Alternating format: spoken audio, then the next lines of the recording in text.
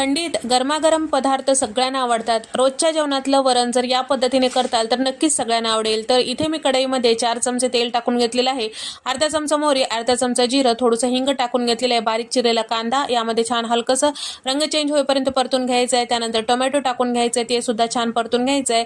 नंतर काकडीच्या फोडी टाकून घेतलेल्या आहे, कोथिंबीर टाकून घेतलेली आहे, 1.5 चमचा लाल मिरची पावडर टाकून घेतलेली आहे आणि त्याचबरोबर अर्धा चमचा हळद, अर्धा चमचा गरम मसाला, 1 चमचा धने पावडर, अर्धा चमचा भाजलेली जिऱ्याची पूड, 2 चमचे साखर आणि 2 चमचे इतकं आलं लसूण खलबत्त्यात कुटून घेतलेलं टाकून घेतलेलं आहे। चवीपुरतं मीठ टाकलेलं आहे। सगळे पावडर मसाले व्यवस्थित मिक्स करायचं।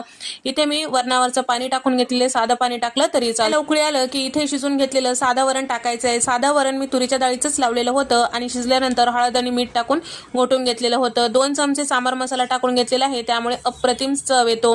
आणि कोथिंबीर आणि थोडंसं तूप टाकून एक 5 मिनिटं छान असं उकळून घ्यायचं आहे। गॅसचा फ्लेम मध्यम ठेवून तयार झाला मस्त गरमागरम